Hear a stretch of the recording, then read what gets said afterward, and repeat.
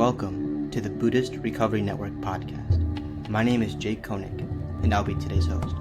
Before diving in, I invite you to take a look at our newly revamped website at BuddhistRecovery.org, where you'll find meetings, resources, and more. Also, join us in person for the 2024 International Buddhist Recovery Network Summit, happening this October 10th to the 13th at the Fairview Lake YMCA in Stillwater, New Jersey. Join us for a transformative weekend hosted by the Buddhist Recovery Network, featuring esteemed speakers like Kevin Griffin, Vimalasara, Vince Cullen, and new voices. Key highlights include: what does a safer Sangha mean to you? Navigating process addictions, neurodiversity in Buddhist recovery, self-compassion workshops, talks on building and sustaining meetings, forgiveness, gratitude, we'll have a special celebrity appearance, and much, much more. This isn't just a conference, but will also be run like a retreat. We'll be sharing meals and lodging, including aspects of a retreat like meditation, yoga, music, and more.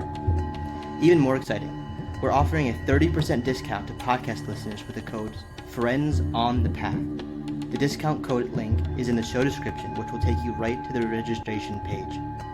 Main programming starts Friday morning. Experience the beauty of the Fairview Lake nestled in the Delaware River water gap. To learn more, see our website or go to the Summit website at BuddhistRecoverySummit.org.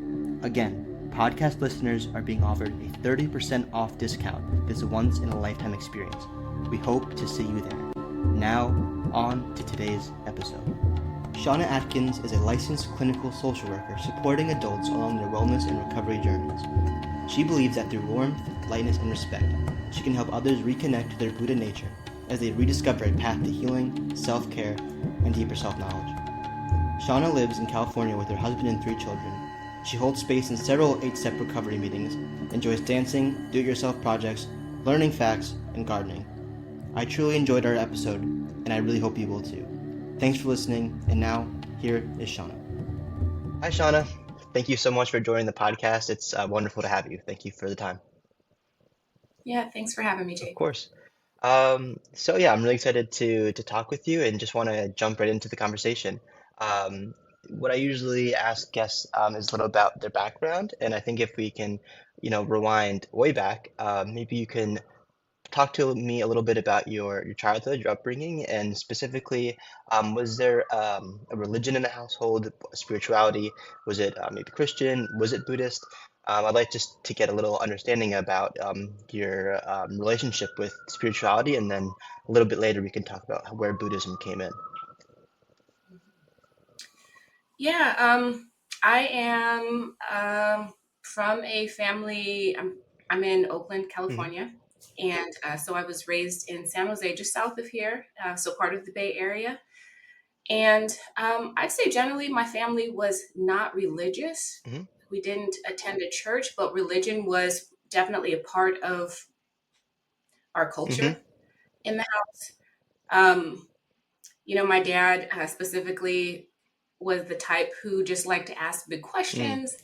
And sometimes that would sound like that he was against formal religion. But I think he just had a lot of questions about if Christ was such and such, how did such and such happen, right? He just would, toggle between faith and science and that there's things bigger than us that we just won't know. So I think that showed up a lot of different ways, mainly in the forms of just really curiosity. And my mom was raised Christian, and so my grandmother was very much a practicing Christian. And so when we go and visit and things like that, prayer was part of meals, and it's definitely a part of conversations with her. And that's kind of the extent of my family setting. Got it. So again, a little bit, it was definitely the questions were being raised, but it wasn't very formal in that way. Interesting. Right. So I'm from the East Coast, so I don't know much about California. Can you tell me a little bit about what it was like growing up in Oakland in the time that you did? What was that like? Yeah, so I actually was born and raised in San Jose, which is about an hour south of Oakland, and stayed in San Jose until I came up to Oakland, Berkeley area for college. But San Jose was it's a very diverse city, and back in the 80s and 90s when I was coming up, it was a proud moment to, identify ourselves as a melting pot. Silicon Valley is in San Jose, so there's a lot of tech. And so there was a lot of diversity, but there was also a lot of disparity. And we had, again, a lot of diversity, but there was still a lot of segregation. So you still have your neighborhoods, you still had divisions amongst class. And so it's an interesting city. It was when I was coming up of this ideal that it holds itself out to, but actually what that looks like day to day. And my father and my mother, both, part of my upbringing was really imbued with a struggle around navigating race and class. My father was a police officer. And then my mother worked at an aerospace company, and racism and their struggles to kind of progress was definitely part of conversations that I remember having all throughout my childhood. Wow. Mm-hmm. Wow, thank you for sharing that. I think that's really important to think about. Do you remember during those conversations when you were kind of younger, how you felt during those conversations? Again, from I can't really put myself in those shoes from my perspective. So I'm just really curious to think about what it's like as a children to hear your parents maybe talk about how they don't think they're getting a fair chance at a promotion, or they're getting spoken to in a certain way because of the color of their skin. Is this something that growing up in your household was just kind of like a background, like assumption, or do you have like memory of kind of like maybe starting to grasp this as a reality? And how did those emotions come up in you? Yeah. Some people ask, like, when was the first time you remembered, like, you were Hmm. Black, or, what was your first experience of Hmm. racism? And it's hard for me to find an answer to that because my Blackness was always a part Hmm. of the Of course. landscape. And part of, and racism also was very present. But the way it came up was through be grateful for what you have, Hmm. because generations before you did not have the same Hmm. access, and that education was always very important. Mm. So the way through was through a higher Mm. education. And so the conversations regarding my dad and his situation was, there was a lot of pride because in many ways he was the Hmm. first. Um, yeah, the police systems are there's a lot of, they're, complicated Hmm. systems. And so there was a lot of pride related to the fact that he was oftentimes the first Black officer at whatever level he had achieved, Hmm. right? And then, so there was a sense of resilience. You stick to it. Hmm. Education was going to be the way through. We don't give up. We keep Hmm. going. And then the same for my mother. Um, at some point, we had to actually take legal Mm. action. My mother did. And so, again, that was part of it, is just like, we know that these systems and these situations Hmm. exist. It's part of our situation. But there was a sense of strength and resilience that uh, we're not going to get, Hmm. we're not going to allow things to happen without a fight, at Hmm. least, right? Yeah, all complicated, Yeah. right? Nothing was ever very, like, as easy as just like saying, go get him, Mhm. Tiger, and we get it done. But definitely there was some strength imbued in that. Yeah. Wow. That's amazing to hear. And pressing fast forward a little bit, and speaking of like firsts and things, like do you remember when Buddhism first came into your life and how that aspect of spirituality came to you? Yes. I actually, probably my first introduction to Buddhism was through a movie Mm. where there was a character who was chanting in Buddhist, but a Buddhist Hmm. chant, and it was very cool just to see. I had no idea what it was. It was like part of a movie, but later it wasn't until I came to the Bay Area, came up to the Oakland area, and started working in child Mm. welfare, that I got connected more formally as intervention for myself to try and, try and address some of the suffering that I was experiencing through burnout, trying to hold space for folks and families who were really struggling. Yeah, that is yeah, I can see that. Maybe do you want to talk a little bit about your experience working with families and working I believe your background is in you're a social worker. Hmm. So how did that come to be? When did you decide in your life that you want to serve others and you want to work with people who need help? Yeah. I probably, I am, I don't know if this stuff is true, but I lean in. Hmm. I'm a middle Hmm. child. Uh, and so I'd like to think I was a social worker Hmm. from the moment I was born into Hmm. like being the middle Hmm. kid. But formally went to school, got my degree in social work, and then wanted to specialize in child Hmm. welfare. And so I spent about 10 years after college in working as a child welfare worker Yeah. um, through all phases of that. So the front end of, you get the call and you have to go and invest in allegation of child abuse, to working towards reunification, or at the, towards the end, Mm. children didn't reunify, to formalize Yeah. adoptions. And it was some of the deepest practice, Yes. right? If, in terms of what was coming up for people and their experiences, and this deep empathy and compassion that I came to understand on a level that I couldn't if I was just thinking or reading about Mm. it. And then also this deep sense of like how I can take care of Hmm. myself through this process, because I'm a person helping people, and there is just like really not the language that I had through most of that about how I could make both happen, because I felt like I had to make a choice often between myself or someone else. Yeah. That then specifically with child welfare, that must have been incredibly heavy work. The Yeah. people who do that are heroes. I can't imagine how it is possible to not take some of what you see home with you. And that sound and Yeah. Buddhism sounds like a kind of a perfect way to kind to navigate that. Being that this podcast is about the intersection between Buddhism and recovery, I would like to Mhm. ask, did the recovery kind of come into your life through your work, seeing maybe substance abuse issues within your work, or was this more of a personal, you have more of a personal relationship with that aspect? Both. So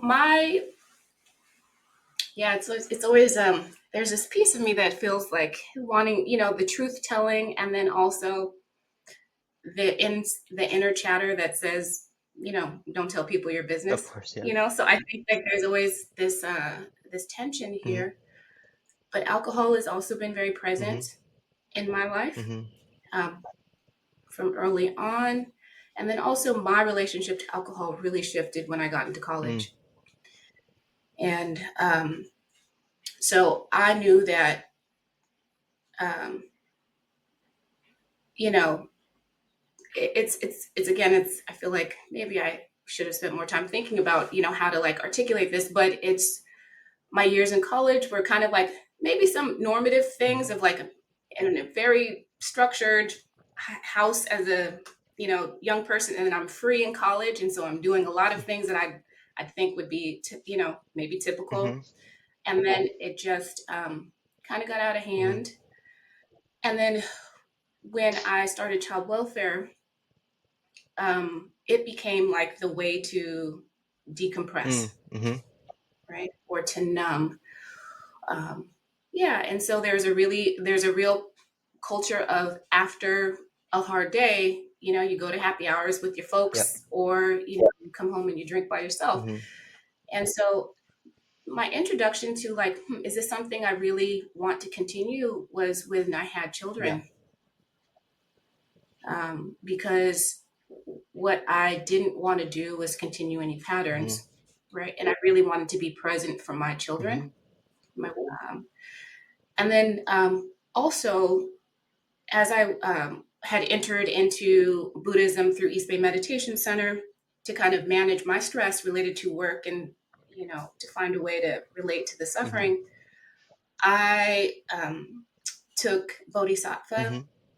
vows, and I had such deep respect for the Sangha and for my teacher and for these vows that at some point I Mm-hmm. couldn't keep going the way I was and still like look those that I respected in the face and say that I'm taking these vows Yeah. seriously, right?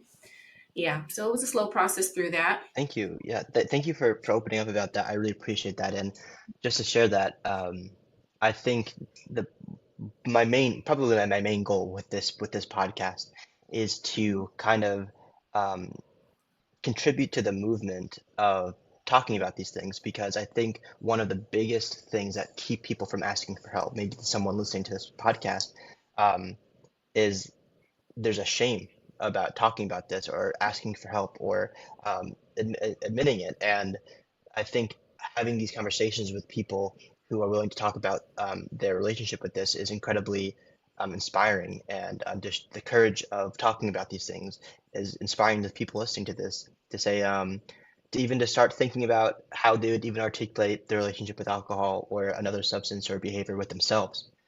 Even if it's to no one, before you open up about to anyone else, you have to open up about yourself, right? Yeah, And I think a lot of people have had moments in conversations and during this podcast. I've learned that people have conversations. Oh, this is normal. Look what I'm doing on the outside. But there's sometimes this moment of like, this can't continue. There's a moment where it's it's too much of an opposition with one's own values. Um, and so to hear about your story is really inspiring to me. And yeah, I guess I would like to really kind of double click on the your experience, you know, holding the trauma of your work, because I think what I've learned in a lot of these podcasts is that alcohol is a very effective way to kind of numb emotion, um, mhm. at any point, and to kind of not look at it, right?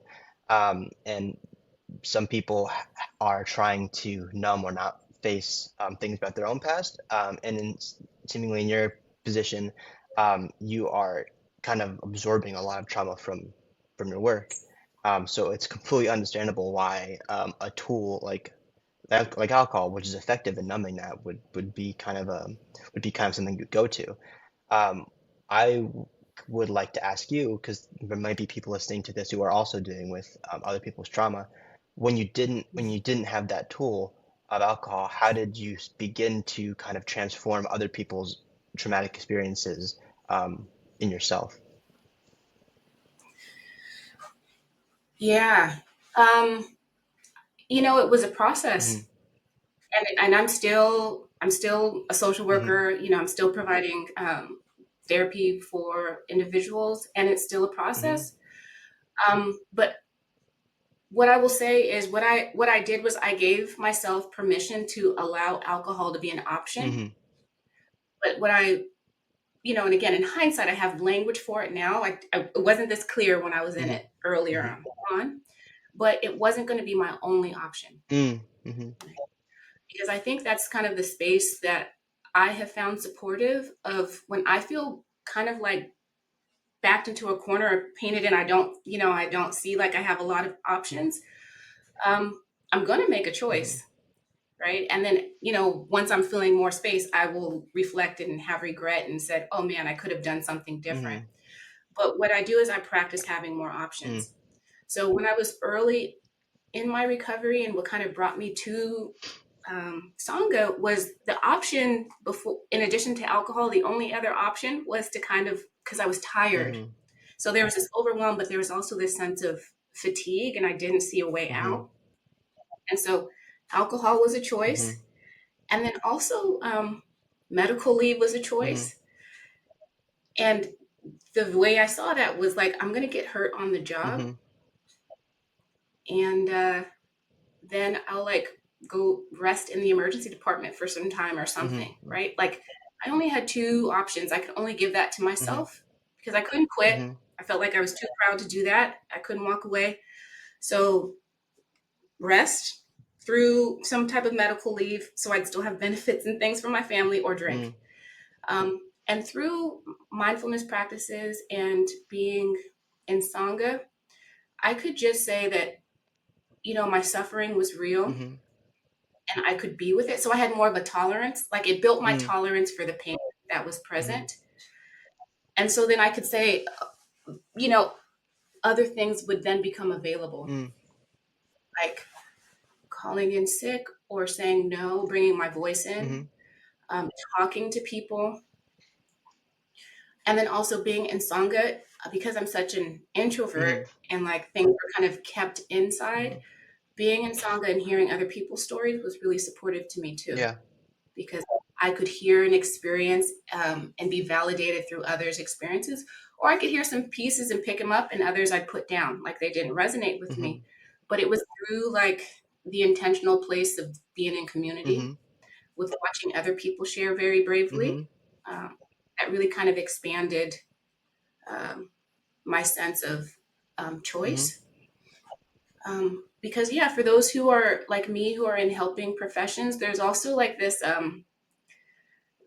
reward that we get through helping people. And we don't get enough support saying, actually, we need to take a step back. Sometimes my training has really had to be around allowing people to be in their process and me just bearing witness to it or partnering with them versus the one engaged in actually doing the thing. Because it's a catch-22. Yeah, that is a really good point about, I think, especially people who are in the helping profession, I think there's a huge instinct to want to get in and try to resolve something. And I think maybe what Buddhism teaches a lot at the time is just to stand back and be the witness, be aware of what's happening, and let something unfold. Yes. So could you maybe walk me through the timeline or maybe the moment where you decided to join the Sangha? Was it as simple as you're stressed out, maybe you're self-medicating with alcohol after work and you Google something, or is it a conversation you had with a friend? How did you take the step into beginning that practice at a more formal level? Yeah, it was, I knew I needed, when the thought started coming that I just need to kind of be on medical leave, it was passive self-harm, right? I wouldn't say I didn't want to die, but I didn't want to be hurt enough to rest, right? And so, when I recognized that I needed some support, I said my option was therapy or something else. And this therapist didn't want to go to therapy. Yeah. Yeah, so I Google searched like mindfulness based practices, and EBMC came to my attention. I've been aware of it loosely because there were folks that I worked with that were part of the Sangha. So I was really familiar, but it was just kind of just around, but not something I had really set intention to. Um, and I didn't go in with the goal of thinking about my relationship to alcohol. Right? I really kind of went in just like wanting to have a place to be with the pain that I was experiencing. And really what came up before the piece around the alcohol was maybe not as formal like codependence, but like this connection I have to other people suffering and like how it shows up as caretaking for me. Right. And so that was really kind of my first work, was really exploring my relationship to other people who I think have a need that I feel I can meet.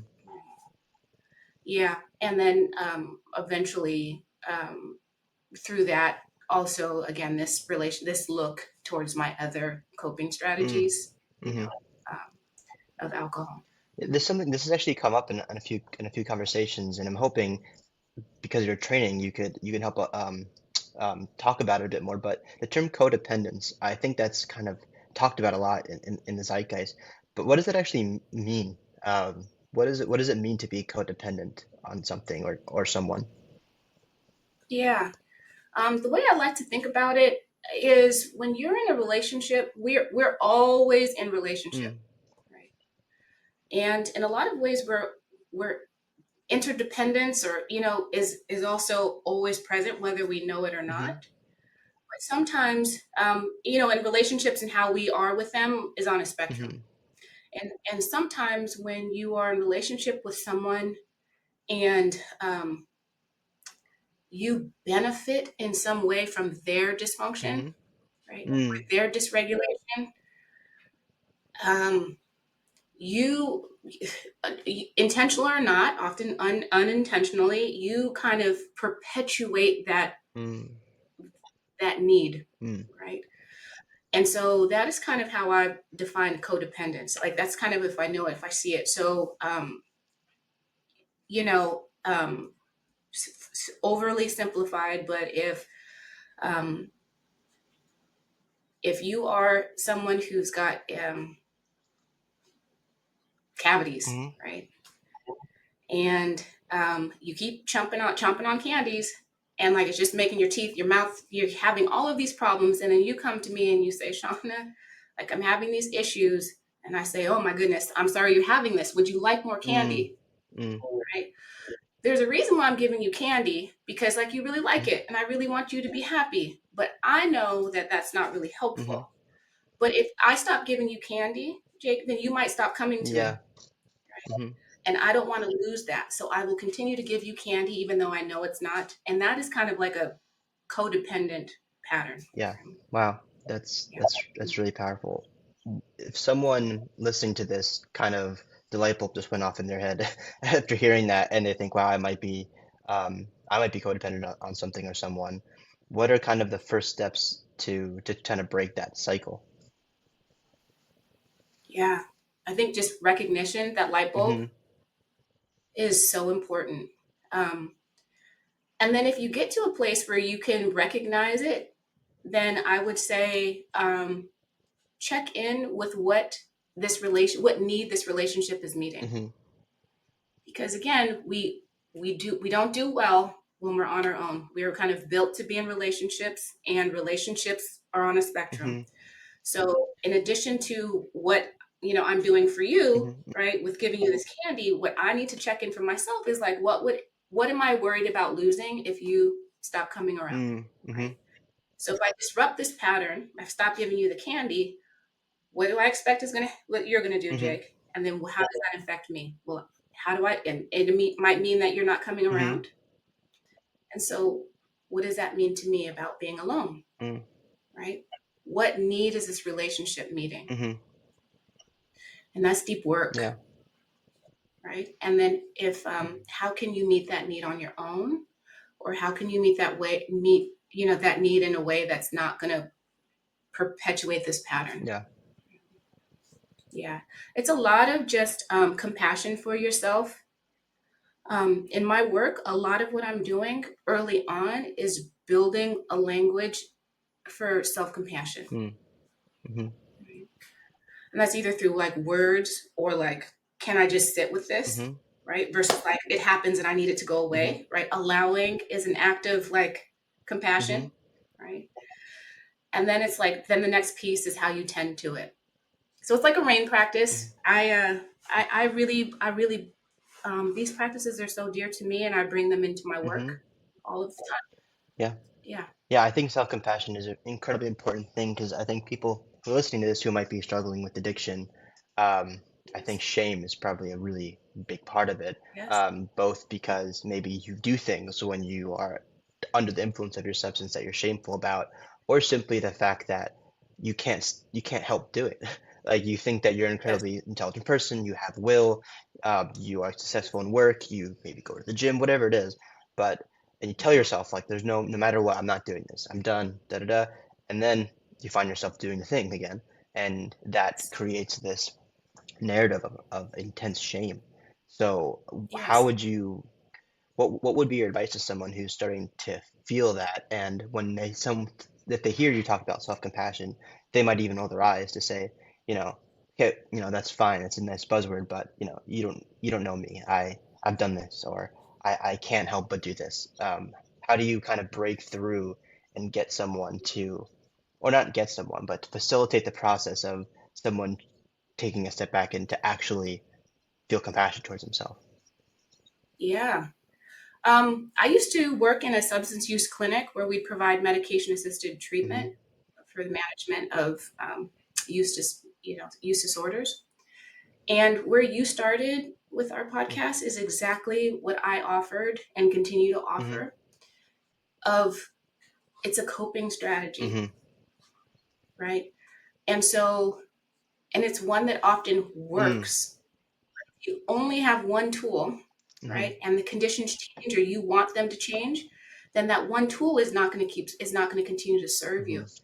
So the stigma, the shame, right? The self, like beating up on yourself is so pervasive.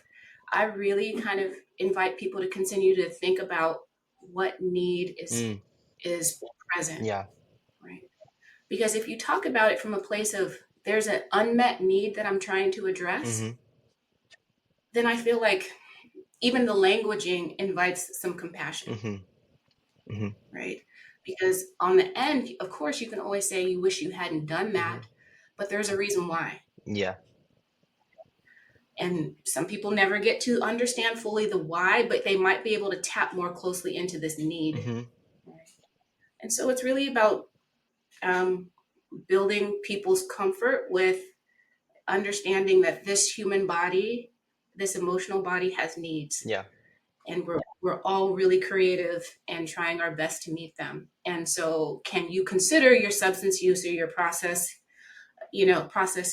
the way these things show up as an attempt to meet a need? And can you tend to that? Right? Or at least honor that need is real. Yeah. And I think what you mentioned earlier about increasing your threshold of pain tolerance or overwhelm is really critical in this process, and how Buddhism really helps you. Because when you're Buddhism, you're trained to notice difficult emotions come up, and when you talk about the process of identifying what the substance is trying to do for you, maybe that's some incredibly hurtful or scary thing to look into or to get close to. And I think if as you continue practicing Buddhism, your tolerance for getting closer and closer and closer to that, and not running away or freaking out or getting overwhelmed or drinking or doing whatever you do, is incredibly helpful. So yeah, I think the next thing I wanted to ask about, because it was really struck out to me and part of the story, is the the idea of commitment. And that is because you mentioned taking the Bodhisattva vows, which is an incredible commitment. So I think maybe what I could do is ask first, how did your practice get to a point or a place where you decided that you wanted to take those vows? Because there's a difference between walking into a meditation hall, and meditating for a couple times a week, and then actually, really progressing in your practice to that point. So yeah, I guess maybe you can first talk about what are these bodhisattva vows, maybe even what is a bodhisattva, right? What is a bodhisattva? What is the vow they take? And what was your journey to get you to the point where you decided to do that? Yeah. A bodhisattva is a being who, will commit to, at the point of enlightenment, like returning back, right? And, it's this spirit of Ubuntu, right? Which I call into my practice often, which is like when I'm good, you're good. And so I really was drawn to it because it's not just like me as an individual, like I'm good and like off I go to nirvana. It's that I'm not good until everyone else is. And that really aligned with me. It's my livelihood in many, many ways. It's just the way that I've been raised also. And then just like it feels right day to day, right? Of how I've partnered with people. And the process had just been, again, there's deep respect that I had for my teacher, Patricia Mushem Akita from EBMC, of that, like, she's so, if you've ever been with her in any of her teachings, she's just very like transparent and Mm-hmm. real. And it's the practice off the cushion, right? Mm-hmm. I could see her in spaces, I could see people in spaces, but I also saw how they moved. Mm-hmm. And I just really wanted to reconcile like this sense of like I want my life to be right Mm-hmm. in, you know, in right alignment off the Mm-hmm. cushion, not just when I sit, Mm-hmm. right? So it was really just again time and time again of seeing people and Mm-hmm. trusting, because again I had like this real mistrust of like religious Mm-hmm. systems. um but it took some time. Mm-hmm. Yeah, and then it wasn't like, and it was very internal as well. And what I would say, though, I've also learned is like there was a sense of rigidity that was present early Mm-hmm. on that's not there now. Mm-hmm. And being in the rooms of recovery has actually allowed me to come off of it a little bit, Mm-hmm. right? Because I was really tightly wound around Mm-hmm. them. And my relationship to the Bodhisattva vows was like, yeah, I needed to keep looking at it. Mm-hmm. And so I think the spirit of really wanting to deeply connect with people, offer compassion and empathy for people. So like the Brahma Viharas again. So it's not just like what are these vows, but how do like I bring them into my daily Mm-hmm. practice, right? And then what are the other teachings that I'm also exposed to and now understanding, that I can like bring these vows into like day-to-day action, Mm-hmm. right? So it's not just that I took the vows, but it's like how am I showing up, how am I talking to Mm-hmm. people, how am I talking to myself, Mm-hmm. you know. Yeah, Mhm. that's amazing.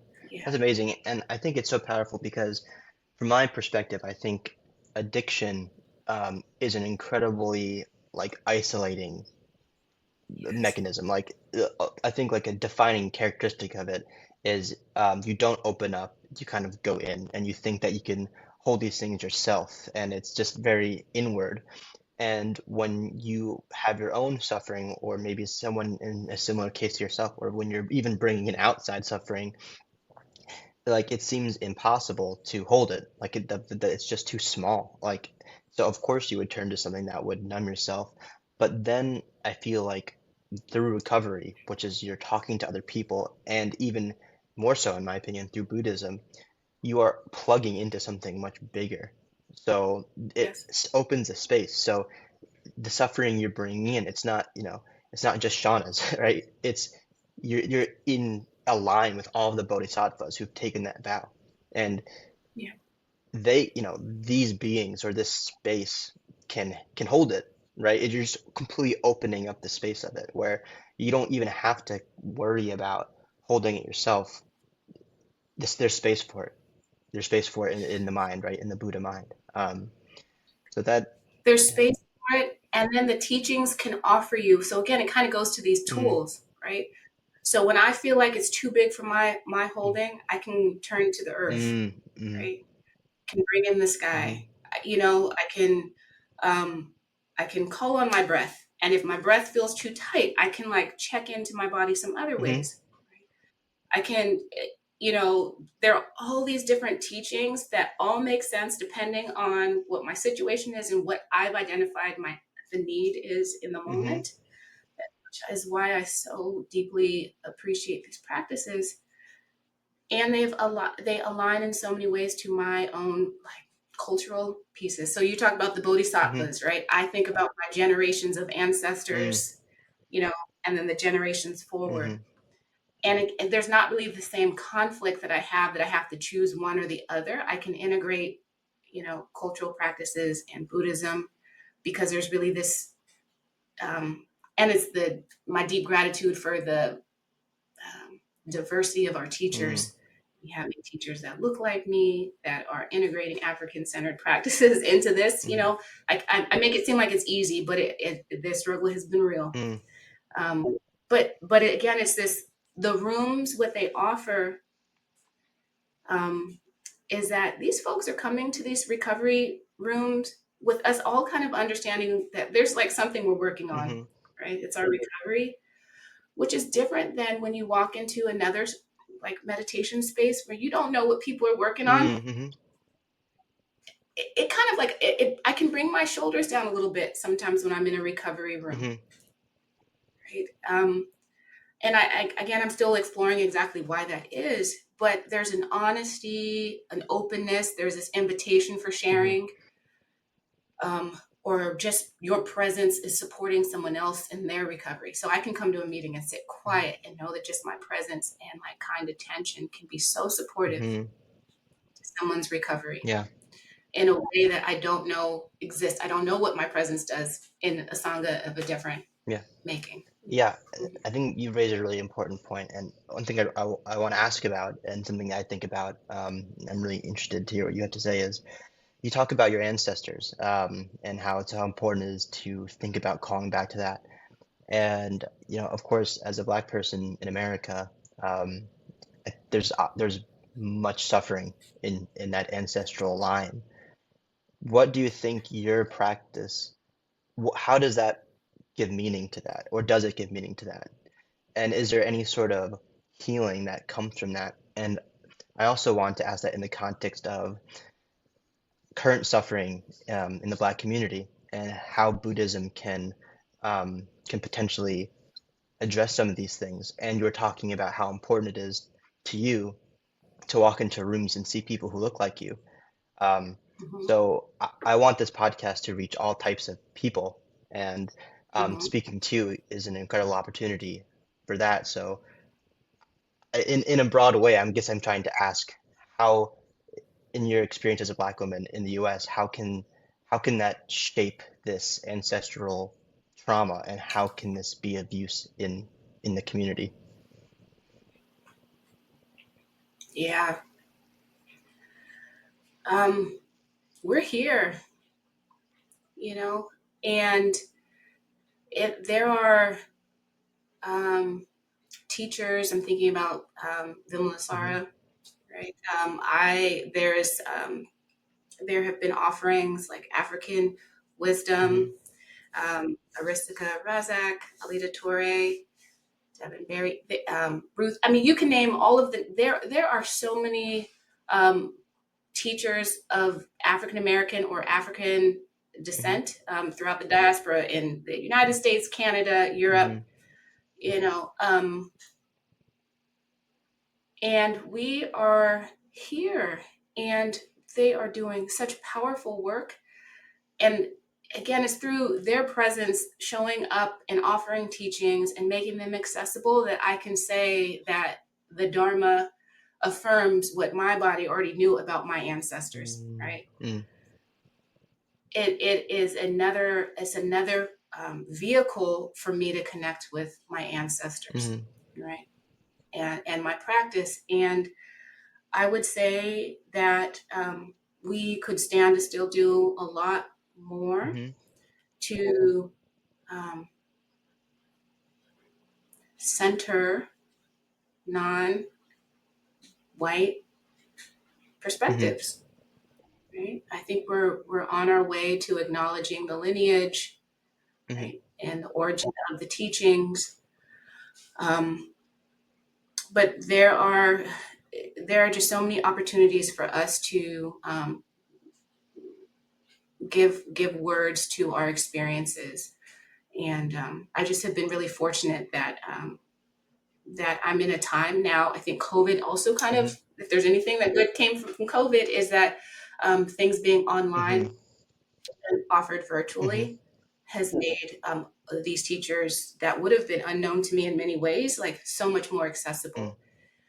And so I look for BIPOC Hmm. teachings, teachers, groups, and listservs. And when I find them, I get on Hmm. them so that I can just continue to be alerted for offerings as they come. Hmm. And then I continue to spread the word. Thank you. Thank you for that. And um, so thank you for touching about looking back in your ancestors, but kind of in a similar way, I would like to ask, as a mother, how has these teachings or the Dharma, how has this informed being a mother? So this is, again, I don't have children. I can't. This is something that this is foreign to me. But and also you mentioned in your own story briefly how having children was a really important marker in your own journey of healing and realization. So can you speak a little bit about maybe there's someone listening who is struggling and they have children? How could these practices inform, yeah, being a parent? Yeah. Um, a lot of self-compassion. Again, how do you get to that? It's going to look different. I have a 4-year-old, 11-year-old, and a 15-year-old. So they all have different needs. They all bring up different things in Mm, me. And my practice is just like helping me more quickly identify what it is that they're bringing up. mm, mm, Yeah. mhm, And how that shows up. And like how I can just acknowledge that, yeah, I'm frustrated, or sometimes I'm really tired, or this is like the most fun I've had in a long time. mhm. When was the last time I've I've played this Yeah. way, right? And so it's all present and it's impermanent. Mm, Um, so and my 15-year-old reminds me of that all the time. Like she'll come out of her room and like want to say hi to me, and then 20 minutes later, I'm like I've got yeah. horns and she acts like she doesn't see me. Yeah. So like it's impermanent. I can't. Yeah, it's always changing. And then the other piece is around before kids and like when they were little. In some ways, I really wanted my practice to look a certain way. Mhm, So it had to be quiet. I had to be seated. mm, Like I needed to have a lot of time. mhm, And my kids have really forced me to think about my practice in other ways mm, because mhm. it's never quiet, really. I really can't have a long, extended time of Yeah. practice unless I'm lucky enough to go on retreat and I've got the resources and support to do Mhm, that. So um, my practice looks like just really trying to like be present, put my phone down when I'm talking to mhm, them, or when we're in relationship, just like being clear about like what's the chatter that's going on versus like how I'm relating to. So it's really mhm, presence, I think, is shows up, and then like the grace of like the cute baby books stopped writing about how to work with kids like when they turned 3 or mhm. 4 or something, and so I'm off script in some Yeah. ways. And so I'm gonna not always do it right. Mhm, Me and their dad's not always, it's not always gonna look mhm, pretty, but I know how more deeply to work from a heart mm, space versus like I'm a parent, I said do what mhm, um and then I also have, because I've been practicing and tending to my younger mm, me, of like it's actually I have more compassion for my mom mm, and my dad now as I'm trying to parent, for all of the ways that I really felt strongly about what did and didn't happen as I was a mhm. kid, that they were doing the best that they could. Yeah. My heart believes that now Mhm, in a way that it couldn't before. mhm, And I believe that now for myself. I think I am doing the best that I can, and I'm giving myself permission to know this is just not going to be mhm, perfect, and my kids might not receive it how I intend mhm, to, but I'm hoping that my heart is open, um, so for us to continue to work through that. It's just not going to be mhm. perfect. Yeah, that's incredible. That's because I think a lot of people listening to this might be like, you know, yeah, Buddhism sounds nice and everything, but I don't have time. I don't have a space where I can light incense and ring a bell and go like this for an hour a day. And the reality is, most people don't. And the thing that's amazing about, in my perspective, I think it's amazing about Buddhism is the mindfulness can be exist in literally any situation. You could have three kids screaming around the house, right? And everything could be, it could be like, figuratively speaking, on fire, but you can, in that moment, be like mindful of, wow, I'm incredibly anxious and frustrated right now. And it's that space that will prevent you from yelling. And maybe your parents didn't have that and they yelled at you. And because they yelled at you, you have that predilection to yell at your kids. But when you bring that mindfulness into your life, it creates that gap so that you don't yell at them and then they don't yell at their, and it's just incredible to hear your story and just reaffirm that this is a healing practice. This is a deeply healing practice. This isn't just, or even at all, a strict, quote, religious thing to adhere to some rules or sects. it's a very, and in the tradition of Buddhism, a very detailed Yes. way to heal yourself and to heal your ancestors and to heal your future. So Yes. your story just reaffirms all that, and it's incredible. And as we get towards the end of the podcast, this is something I always like to ask. Um, People listening to this might be in a part of their life where they're struggling. Maybe they're actively engaging in their substance abuse. Maybe they're just in the very delicate stages of their recovery, um, and maybe they're recovered and they're just going through a very difficult spot right now. Um, what would your message be to them? You know, what would you say to um, what would you say to them, people who are struggling? Yeah, I would tell them that I'm glad they're still here. Mm, Yeah. Yeah. Because isolation and feeling unseen, mm-hmm, right, is so painful. And there's some skill, sometimes there's some wisdom to kind of keeping things to yourself, mm-hmm, right? It's not always safe to tell everybody mm-hmm, everything. But yeah, I would tell them that I'm glad that they are still here. I'm glad that they're hearing the mm-hmm, podcast, right? I'm glad they're on their journey and they're curious. And I'd invite them to keep at it. mm-hmm.